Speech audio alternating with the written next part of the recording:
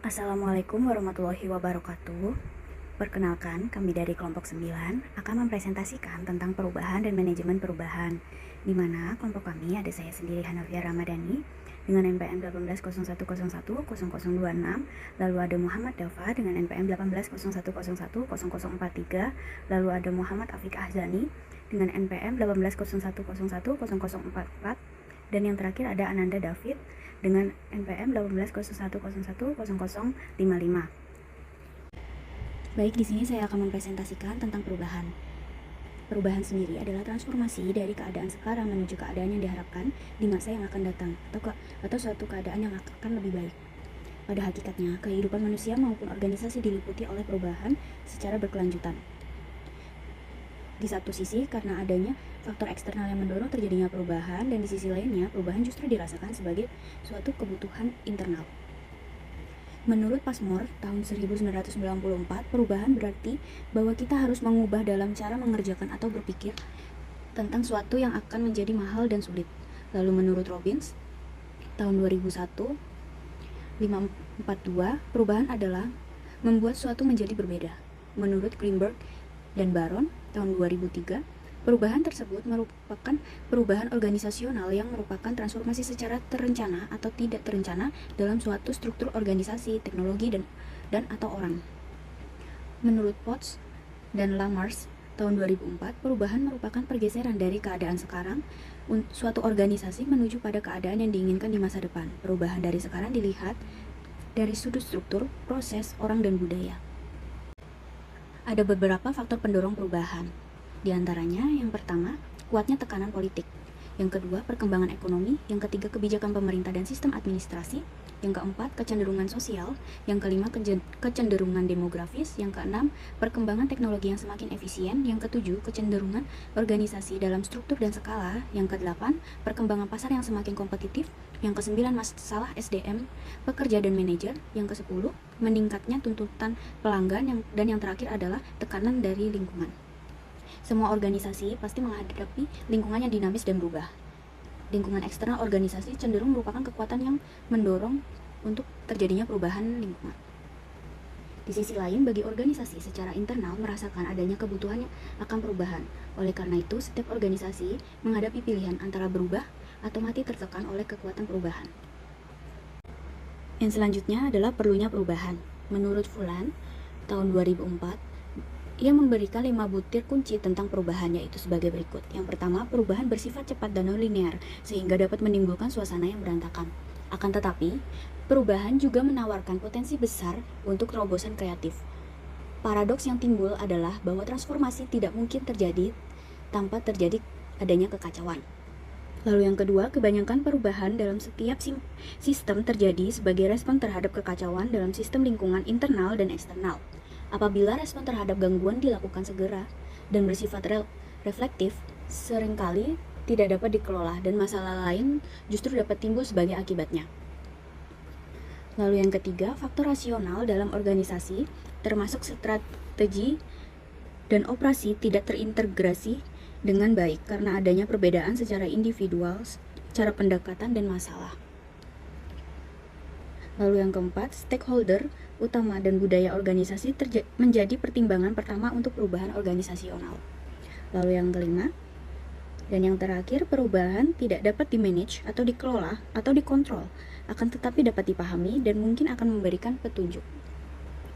Selanjutnya adalah tujuan dan sasaran perubahan.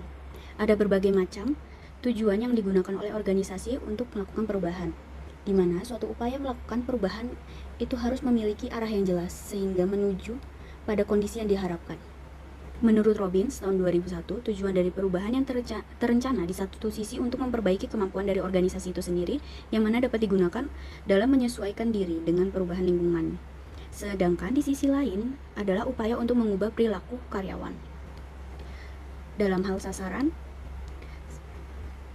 dalam suatu perubahan dapat diarahkan pada struktur organisasi, teknologi, peraturan, fisik, proses, orang, pemangkas biaya, dan budaya dalam suatu organisasi. Namun, sasaran tersebut umumnya adalah kombinasi karena saling mempengaruhi.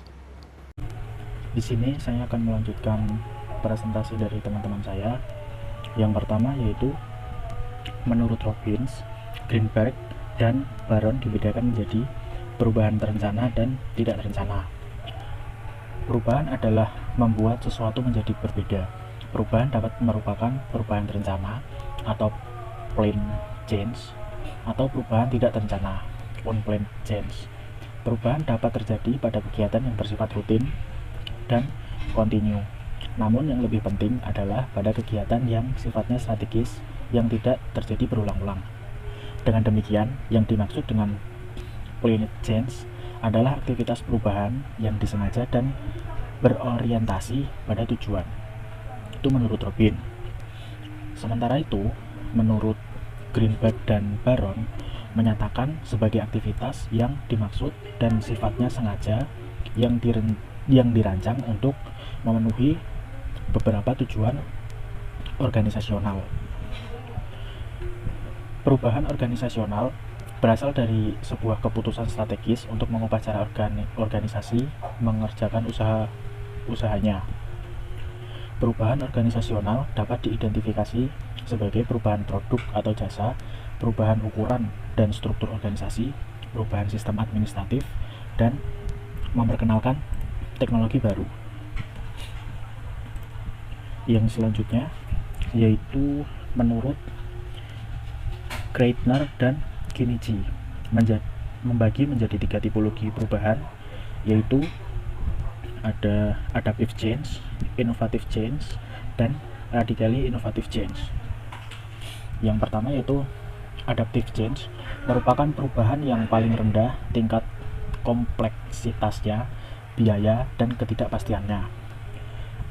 Adaptive change menyangkut pelaksanaan perubahan yang berulang di unit organisasi yang sama, atau menirukan perubahan yang sama oleh unit kerja yang berbeda. Di sini diperkenalkan kembali praktik kerja yang sudah terbiasa dilakukan. Yang kedua yaitu innovative change. Di sini diperkenalkan praktik baru pada organisasi. Innovative change berada di tengah kontimun dalam kompleksitas, biaya, dan ketidakpastiannya. Sesuatu percobaan yang dilakukan flexible work schedule oleh suatu organisasi dikualifikasikan sebagai innovative change jika melakukan modifikasi terhadap cara kerja organisasi lain. Ketidakbiasaan dan ketidakpastian yang lebih besar membuat ketakutan terhadap innovative change. Yang selanjutnya yaitu radically innovative change, merupakan jenis perubahan yang paling sulit dilaksanakan dan cenderung paling menakutkan kepercayaan manajerial dan keamanan kerja pekerja. Resistensi terhadap perubahan cenderung meningkat begitu perubahan bergerak dari adaptif ke inovatif dan selanjutnya dari inovatif ke radically innovative change. Sebagai industri, di bawah ini telah disajikan beberapa perubahan yang disampaikan oleh Kreitner dan Kinichi sebagai adaptive change, perubahan adaptif, inovasi change, perubahan inovatif, dan radically innovative change, perubahan inovatif yang radikal. Yang selanjutnya yaitu menurut Hussey dibagi menjadi incremental dan fundamental. Perubahan dapat bersifat incremental dan fundamental menurut Hussey. Perubahan incremental hampir terjadi dengan sendirinya dan mencakup ratusan situasi yang dihadapi manajer sepanjang karirnya, termasuk di dalamnya perubahan metode dan proses kerja, tata letak, pabrik, peluncuran produk baru, dan situasi lain di mana orang melihat kelanjutan dari keadaan lama ke keadaan yang lebih baru. Perkembangannya melalui inovasi, bukan revolusi, dan memungkinkan setelah melalui waktu yang mungkin agak panjang, pengamat dapat melihat perbedaan yang besar antara keadaan organisasi yang lalu dan yang sekarang. Tidak ada satu perubahan yang membuat seluruh organisasi merasa sangat beda. Walaupun demikian, perubahan tersebut tidak berarti mudah untuk dilaksanakan atau tidak akan menghadapi resistensi. Yang selanjutnya yaitu menurut Meyerson memperkenalkan temperate radical change. Pada dasarnya, perubahan menurut sifat dapat dilakukan melalui cara yang sangat drastis sampai cara yang melalui adaptasi evolusioner. Menurut Meyerson sendiri memperkenalkan temperate radical change yang sebenarnya sifatnya seperti perubahan inkremental. Meyerson berpendapat bahwa strategi perubahan merupakan suatu kontinuen dari yang sifatnya sangat pribadi, most personal, sebagai sampai pada sangat umum, most public. Bentuk yang selanjutnya yaitu karakteristik perubahan. Menurut Cotsley dan Todd, Sayadain 2003 menunjukkan adanya 3 karakteristik perubahan, yaitu yang pertama rate atau speed of change, yaitu tingkat atau kecepatan perubahan. Tingkat perubahan atau kecepatan perubahan yang terjadi tidak sama pada semua kondisi. Pada beberapa kondisi tertentu dapat berlangsung cepat maupun lambat. Yang kedua yaitu direction of change atau arah perubahan. Kondisi sekarang menentukan arah perubahan sehingga mengubah kejadian di masa yang akan datang atau masa selanjutnya. Kebutuhan untuk memperkirakan penyebab perubahan secara akurat sangat penting sebagai perkiraan kecepatan perubahan. Yang ketiga, diffusion of change, penyebaran perubahan. Penyebaran perubahan sering dinamakan sebagai domino effect. Misalkan, perubahan dalam prosedur pembelian dalam perusahaan dapat menghasilkan perubahan di beberapa departemen yang lainnya. Yang selanjutnya yaitu hambatan perubahan. Peter M.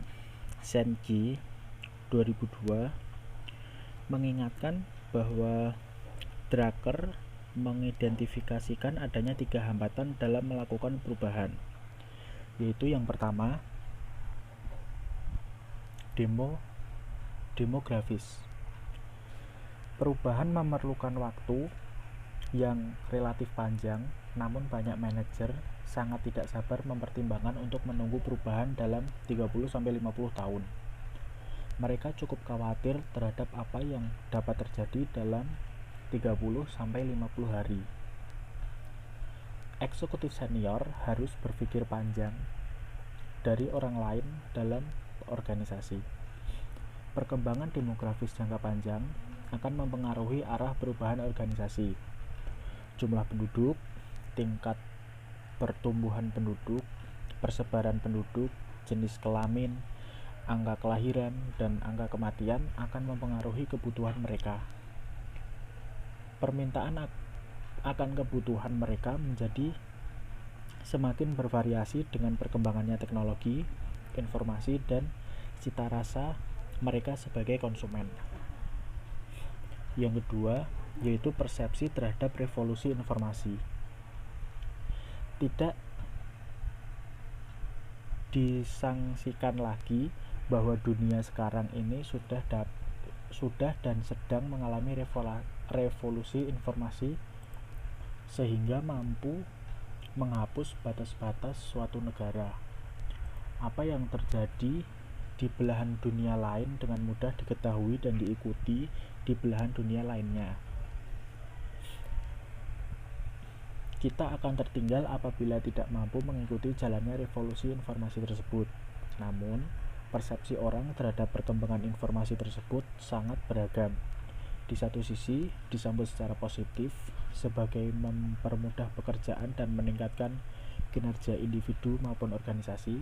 Di sisi lain, dilihat dengan ketakutan bahwa perannya akan digantikan oleh teknologi informasi, sehingga terbuka peluang untuk kehilangan pekerjaannya. Yang ketiga yaitu lingkungan dan sosial. Untuk memenuhi kebutuhan hidup sehari-hari, manusia menggali sumber daya alam dari dalam dan permukaan bumi. Seringkali pengolahannya tidak memperhatikan kelestarian lingkungan. Kita telah menciptakan sistem ekonomi yang paling boros dalam sejarah kehidupan manusia. Di sisi lain, kemajuan yang diperoleh dari kemajuan teknologi tidak memberikan perhatian cukup pada masalah keadilan. Terjadi peningkatan konsentrasi kekayaan dan pendapatan. Terjadi kesenjangan yang semakin besar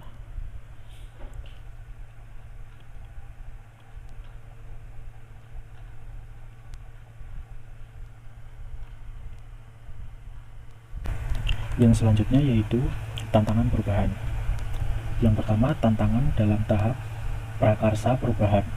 Ada 4 poin. Yang pertama, perasaan tidak mempunyai cukup waktu. Yang kedua, tidak ada bantuan, coach, dan dukungan. Yang ketiga, merasa tidak relevan. Dan yang keempat, konsistensi nilai-nilai dan perilaku. Yang kedua yaitu tantangan dalam meneruskan transformasi.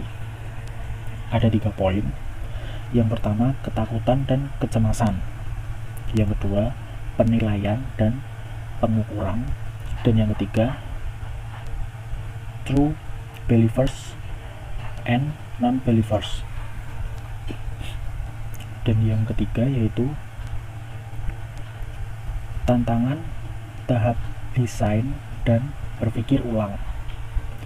Di sini ada 3 poin. Poin yang pertama yaitu governance atau pengaturan. Tantangan ini memerlukan 2 perangkat strategi.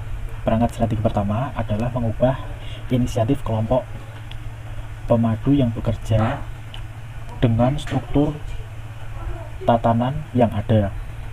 Pengaruh mereka terletak dengan membangun kemampuannya sendiri untuk pengaturan diri, untuk mengelola saling ketergantungan dan bersangkutan dengan pertentangan kekuatan potensial yang dapat tumbuh dengan struktur pengaturan formal.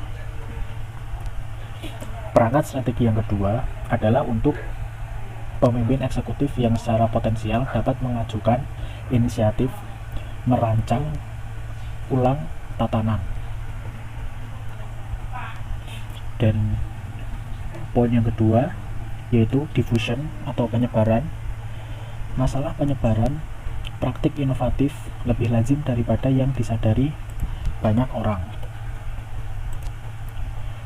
Gejala tantangan penyebaran berada di luar kegagalan pengetahuan sistem informasi manajemen, termasuk di dalamnya adalah isolasi, daya saing, dan ketidakpercayaan yang dialami sebagian kelompok pemandu, terutama mengecilkan sikap anggota kelompok pemandu yang merasa tidak mendapatkan apresiasi, salah mengerti, dan kemarahan bahwa orang lain terlihat sangat tidak tertarik dengan penyelesaiannya. Dan yang ketiga itu yang terakhir, poin terakhir, strategi dan maksud. Ketika kelompok pemadu berhasil melanjutkan perubahan besar untuk beberapa waktu tanpa variasi, aspirasi baru muncul. Timbulnya hal tersebut disebabkan meningkatnya kompetensi dan percaya diri, tetapi juga disebabkan meningkatnya pemantulan. Strategi yang digunakan antara lain berupa 1. Mempergunakan skenario pemikiran untuk menyelidiki blind spot dan tanda kejadian yang tidak diharapkan. Yang kedua, membanggakan pekerjaan sebagai etik dan praktik organisasional. Yang ketiga, mengikuti orang secara tetap tentang strategi dan maksud organisasional. Yang keempat, menunjukkan dan menguji asumsi di belakang strategi sekarang. Yang kelima, memfokuskan pada pengembangan pemikiran strategi yang lebih baik dan kemampuan berpikir yang lebih etis. Dan yang terakhir, belajar memberikan perhatian pada pergeseran dalam berbagai kemungkinan. Manajemen perubahan, menurut Potts and Lamarche, manajemen perubahan adalah suatu proses secara sistematis dalam menerapkan pengetahuan, sarana, dan sumber daya yang diperlukan untuk mempengaruhi perubahan pada orang yang akan terkena dampak dari proses tersebut. Pendekatan dalam manajemen perubahan terdiri dari 3. Yang pertama, mengidentifikasi siapa di antara mereka yang terkena dampak perubahan yang mungkin menolak perubahan. Yang kedua, menelusuri sumber, tipe, dan tingkat resistensi perubahan yang mungkin ditemukan. Ketiga, mendesain strategi yang efektif untuk mengurangi resistensi tersebut. Yang selanjutnya, mitos manajemen perubahan ada 3. Yang pertama, orang akan selalu menerima perubahan. Yang kedua, manajer tahu bagaimana mengelola perubahan. Yang ketiga, perubahan pasti terjadi. Selanjutnya, pendekatan manajemen perubahan. Terdapat 2 pendekatan utama yang untuk manajemen perubahan. Yang pertama adalah plan change perubahan terencana, terdiri 4 poin, bisa dibaca di PPT. Yang kedua, emergent approach, pendekatan darurat, ada 5 poin. Selanjutnya, model manajemen perubahan. Ada tiga tipe. Yang pertama, the choice process atau proses pilihan, berkaitan dengan sifat, lingkup, dan fokus pengambilan keputusan. Yang kedua adalah the trajectory process atau proses lintasan, berhubungan dengan masa lalu organisasi dan arah masa depan, dan hal tersebut terlihat dari visi, maksud, dan tujuan masa depan. Yang ketiga, the change process, mencakup pendekatan pada mekanisme untuk mencapai dan hasil perubahan. Yang selanjutnya yaitu menyiapkan perubahan organisasional. Menurut Harvard Business Essentials, kondisi yang diperlukan untuk mendukung terjadinya perubahan adalah: yang pertama, pemimpin dihargai dengan bekerja efektif. Yang kedua, orang secara pribadi merasa termotivasi untuk berubah. Yang ketiga, organisasi tidak dapat bersifat hierarkis dan orang terbiasa dengan pekerjaan dalam kolaborasi. Yang selanjutnya, menurut Harvard Business Essentials, kondisi suatu organisasi untuk menjadi siap melakukan perubahan apabila ditunggu akan memerlukan waktu lama, sehingga dapat diatasi dengan beberapa hal sebagai berikut. Yang pertama, mengukur kesiapan perubahan unit per unit. Yang kedua, mengembangkan pendekatan lebih partisipatif tentang bagaimana menangani urusan sehari-hari. Yang ketiga, memberi kesempatan bagi pekerja bersuara. Yang keempat, menghilangkan rasa takut. Yang selanjutnya yaitu peran dan tanggung jawab. Menurut Potts dan Lamarche, dalam menjalankan manajemen perubahan dikenal dengan adanya pemeran utama, sehingga menyangkut pula tanggung jawab, yaitu yang pertama ada change advocate, yang kedua sponsor, yang ketiga change agents, yang keempat target, yang kelima stakeholders, yang keenam relation. Yang pertama ada change advocates, yaitu inisiatif untuk melakukan perubahan pada umumnya datang dari pemimpin organisasi, dalam banyak hal datang dari direktur atau senior manager. Akan tetapi, tidak hanya orang dalam organisasi datang dan dengan gagasan bagus, setiap orang bisa melakukan. Hanya saja jika gagasan datang dari orang yang tidak mempunyai wewenang akan sulit terjadi. Yang kedua ada sponsor. Seorang sponsor tidak dapat memberikan wewenang dengan menunjukkan change agent kemudian meninggalkannya. Sponsor seringkali adalah direktur atau senior manager yang sibuk dengan pekerjaan sehari-hari, tetapi juga bertanggung jawab untuk menjalankan peran aktif dalam banyak perubahan yang seringkali dilakukan dari mejanya. Yang ketiga ada change agents, yaitu dalam hierarki perubahan di atas change agent adalah sponsor, sedangkan di bawahnya adalah target. Sponsor meminta change agent untuk memahami pada tingkat strategis tentang bagaimana perubahan akan membuat peran bisnis dan membuatnya lebih baik. Mereka berbicara dalam terminologi bisnis dan mengharapkan change agent menyampaikan perubahan dengan cepat dan dengan biaya yang efisien. Yang selanjutnya yaitu target. Target sendiri yaitu seseorang yang harus berubah. Sering dikira bahwa target adalah kelompok kecil orang di mana perubahan akan mempunyai dampak terbesar. Akan tetapi, sebenarnya target termasuk orang di luar organisasi, seperti pelanggan. Setiap target potensial untuk menolak dan resistensi ini berasal dari perspektifnya tentang perubahan. Seringkali perspektif mereka adalah sebagai korban perubahan. Yang kelima ada stakeholders, yaitu masing-masing peran sponsor, change agent, dan target saling bergantung satu sama lainnya. Jika sponsor tidak membuat keputusan untuk berubah atau mengusahakan sumber daya yang diperlukan untuk perubahan. Agen perubahan tidak mempunyai aktivitas perubahan untuk dikerjakan dan targetnya tidak ada. Jika agen perubahan tidak merencanakan dan mengelola perubahan, maka terdapat resiko bahwa perubahan tidak terjadi dan usaha sponsor dan target akan sia-sia. Dan yang terakhir adalah relationship, yaitu perubahan akan terjadi apabila di antara pelaku perubahan terdapat kerja sama dan saling berhubungan. Sifat hubungan di antara mereka dapat beragam tergantung pada jenis dan komplikasi perubahan budaya organisasi dan sifat kepemimpinan. Selanjutnya yaitu komunikasi dalam perubahan.